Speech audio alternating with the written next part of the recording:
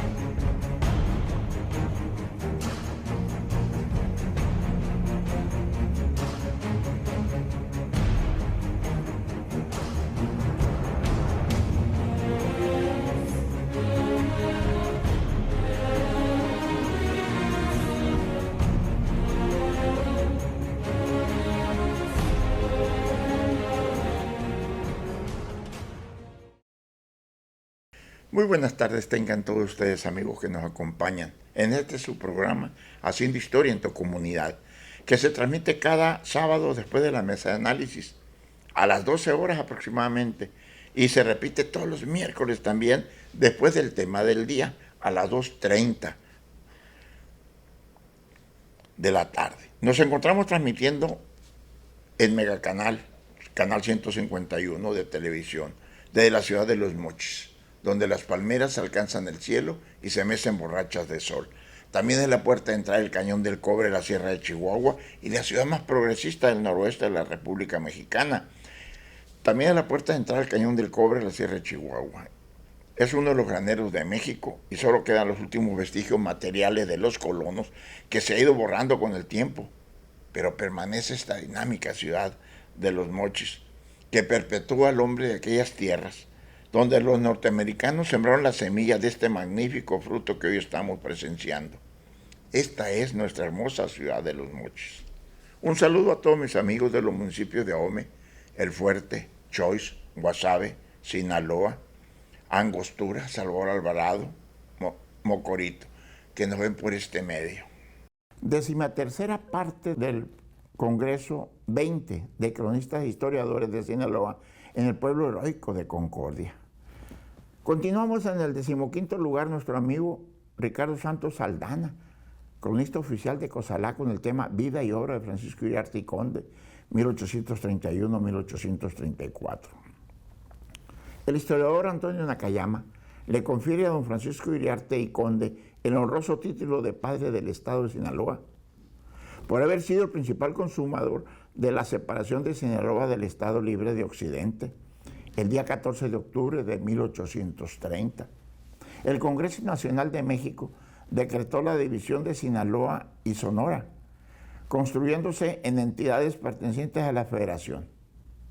Fue una larga y tenaz lucha la que emprendió don Francisco Iriarte y Conde, enfrentándose a poderosos grupos de políticos sonorenses y sinaloenses que no estaban de acuerdo con este movimiento separatista.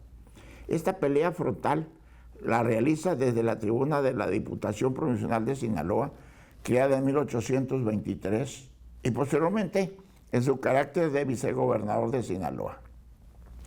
Don Francisco Iriarte y Conde nació en cuna de buenos pañales, en Real de Cozalá de las 11,000 vírgenes, hoy Cozalá, el 6 de septiembre de 1790. Sus padres se dedicaron a la explotación de ricas minas de oro y plata, actividad que prosiguió el hijo hasta alcanzar una envidiable situación de holgura económica. El gusanito de la política le picó al cozalteco y lo vemos investido como diputado provincial, en donde su capacidad y energía se pusieron de manifiesto, según acotó Nakayama, autor de estos apuntes.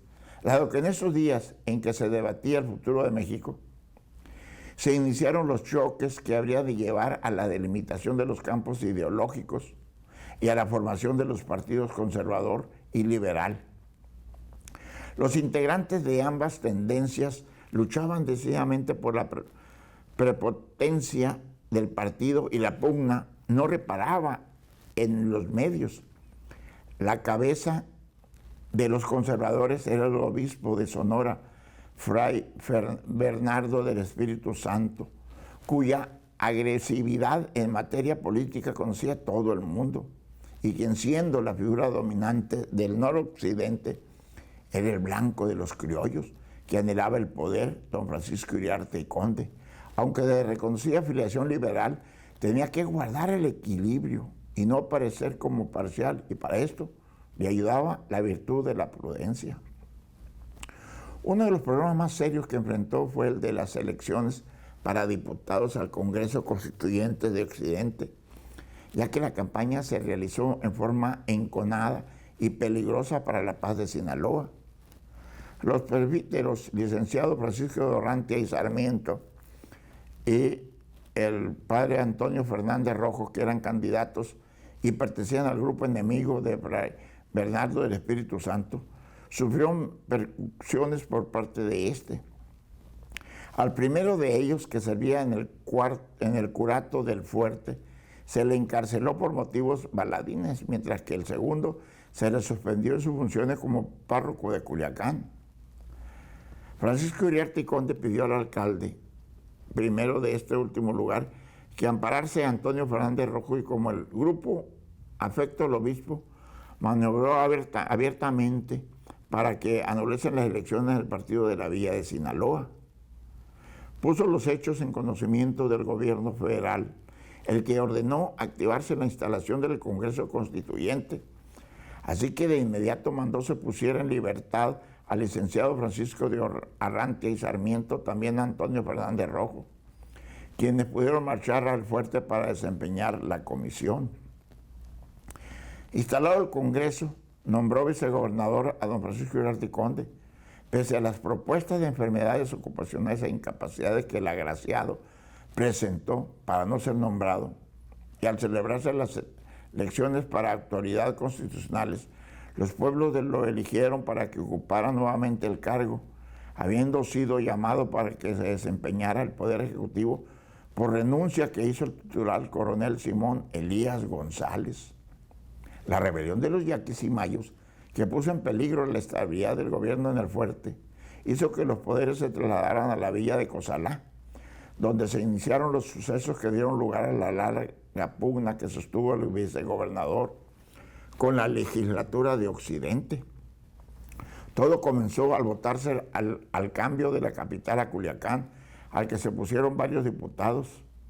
La violencia llegó al grado de que varios de los legisladores abandonaron el recinto, dejando sin quórum a la asamblea durante varios meses. El pueblo de la villa de Cozalá se amotinó protestando por el cambio, cosa que alarmó a la legislatura y la hizo huir y refugiarse en la villa de San Sebastián. Pero habiendo encontrado la protección del coronel Mariano Paredes Arrillaga, depuso al vicegobernador y mudó la residencia del gobierno a Álamos. Esta circunstancia motivó que los sinaloenses solicitaran la división del Estado, petición a la que se opuso la legislatura, a pesar de que los ayuntamientos de la entidad se mostraban favorables al proyecto. La etapa del pleito de Francisco Iriarte y Conde contra la Asamblea Legislativa para que se le repusiera en la vicegobernatura fue la más amarga y agitada de su vida. La Corte de Justicia del Estado falló 2 veces en su favor, pero la situación se encontraba en un momento muy candente y los diputados, llenos de soberbia, mostraron gran repudio al cozalteco Francisco Iriarte y Conde. Se negaron al acatamiento de las decisiones de aquel alto cuerpo, así que don Francisco, apuntalado por su poder económico, por el efecto que los pueblos le tenían y por justicia de la causa, continuó en la lucha contra el Congreso. Nuevamente, algunos legisladores de Sonora y Sinaloa solicitaron la división del Estado en el año de 1827, mostrando objetivamente los motivos que iban para que se llevara a cabo, mas no lograron que se escuchara la petición en forma positiva. El Congreso Nacional, por su parte, ordenó al Congreso del Estado la reposición de don Francisco Iriarte y Conde, pero se negó a acatar el fallo. Esta actitud de los legisladores terminó con la paciencia del pueblo, que empezó sus ataques al gobierno acusándole de inmoralidad y de atribuidades, señalando los casos siguientes. El del gobernador José María Gagiola, a quien se encontraba en desfalco de 20,000 pesos como arrendamiento de diezmos de El Rosario, el de haber aceptado como diputado a don Antonio Almada, a pesar de que su elección había sido irregular, y el de acumular poderes administrativos y militares en el también diputado Carlos Cruz de Echeverría.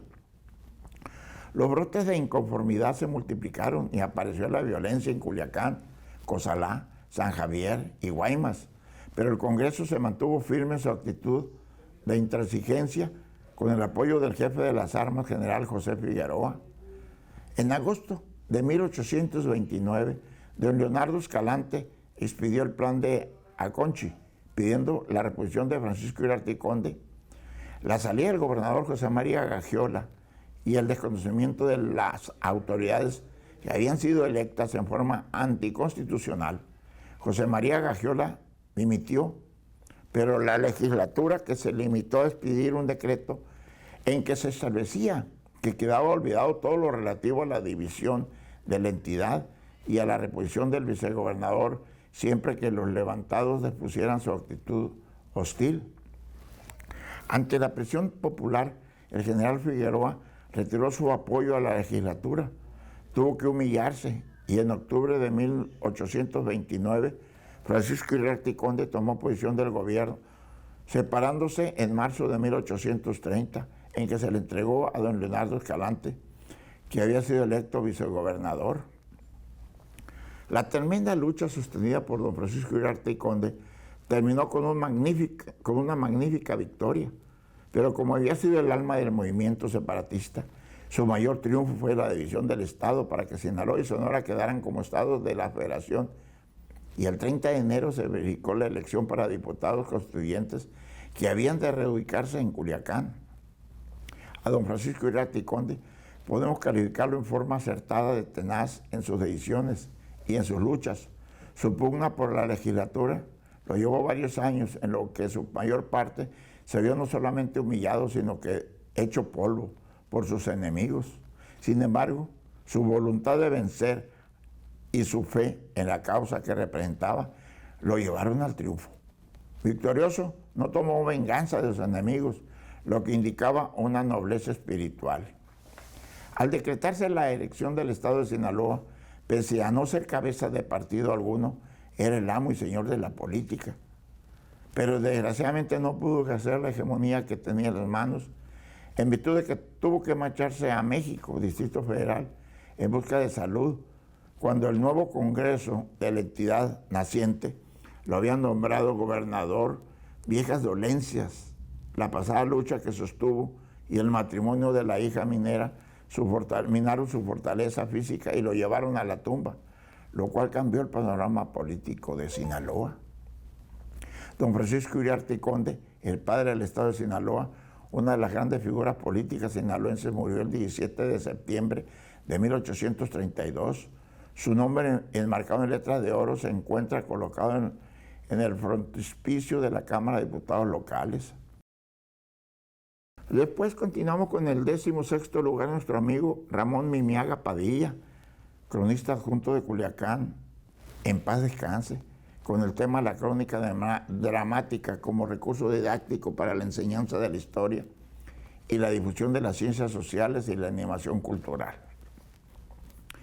Teniendo como antecedente e inspiración literaria el legado de las obras de Vicente Leñero, excelente investigador, escritor, dramaturgo, académico y periodista mexicano, cuyos textos inauguraron el teatro documental en Latinoamérica en las obras Pueblo Rechazado, 1969, Los Albañiles, 1970, y El Juicio de León Toral y La Madre Conchita, 1972, me permitió presentar esta ponencia transversal a todos los temas convocados para este 20 Congreso de la Crónica de Sinaloa, cuyo contenido será útil a los interesados en la recreación del teatro histórico al facilitar las herramientas básicas del conocimiento de la dramatización con el propósito de hacer trascendente el trabajo del cronista e historiador, socializando sus trabajos e investigaciones por medio de la puesta en escena habilitada como poderoso recurso didáctico de la enseñanza y difusión de la historia y las ciencias sociales. El teatro en sí es una herramienta pedagógica donde la sociedad se observa y se mira a sí mismo, haciendo conciencia de sus triunfos como de sus miserias, sin pretender redimir, asumiendo solamente el papel de guía y espejo de su propia realidad. Porque un pueblo sin teatro es un pueblo sediento de verdad, de inteligencia emocional. Es así que esta propuesta se sustenta en la teoría dramática aristotélica y en la hegeliana, quienes juntos aportaron las bases metodológicas para la estructura de un texto dramático. La definición que hace Patricia Pavis en su Diccionario de Teatro 1988 sobre la crónica dramática es muy concisa y austera. Es una obra basada en hechos históricos cuyo interés consiste en estar en contacto directo con la historia, en dramatizarla con voluntad de rigor, pero también de moralizarla y de ejemplarizar contemporánea. Ante esta escueta definición, Manuela Fox, en su ensayo sobre la crónica dramática de asuntos históricos en el teatro español del siglo XX, en el 2010, añade algunos datos fundamentales para llegar a una ilustración completa de este género teatral en las crónicas dramáticas. Los hechos suelen estar colocados en orden cronológico y abarca un lapso de tiempo bastante largo, como por ejemplo la vida de un personaje o un acontecimiento histórico. Esto por la síntesis que requiere la expresión teatral impide que la representación fluya sin interrupciones, porque los episodios se subsiguen a saltos. Además, la crónica tiene normalmente una intención didáctica, ya que su objetivo no es simplemente presentar un suceso, sino más bien ofrecer una visión crítica y emblemática de una evolución personal o histórica.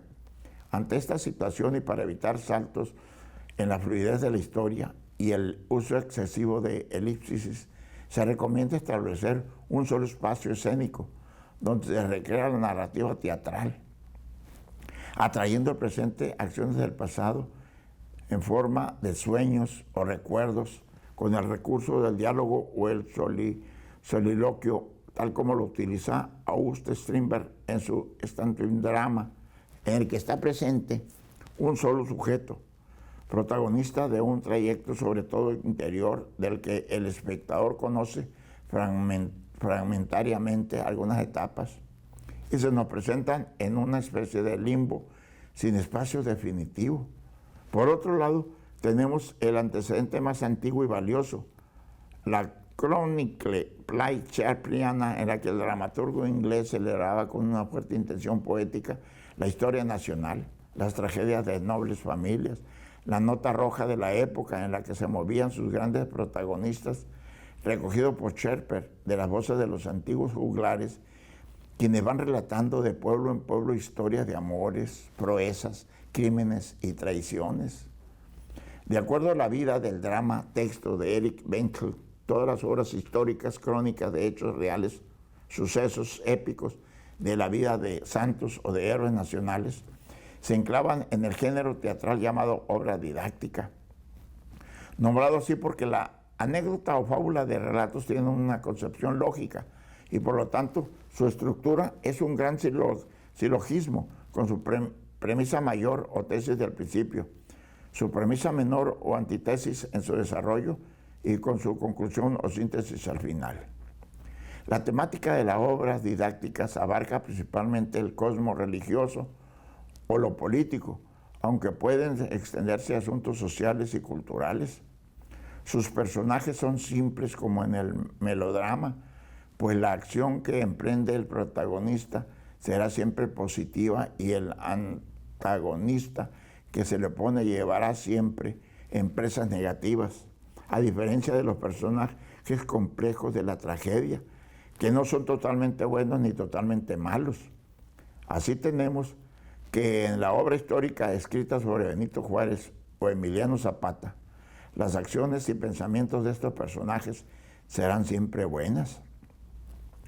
Con base en el modelo aristotélico para escribir y estructurar una obra didáctica, nuestro texto debe estar dividido en tres partes. La primera, llamada tesis, de corta duración y sirve para plantar la premisa mayor y presentar el protagonista, el antagonismo, además personajes secundarios, y en donde se nota el conflicto de la lucha hegeliana, de contrarios entre el héroe y el villano, entre el bien y el mal, entre la verdad y el error. En este primer acto deben iniciarse con el pensamiento o ideario de nuestro personaje histórico protagonista.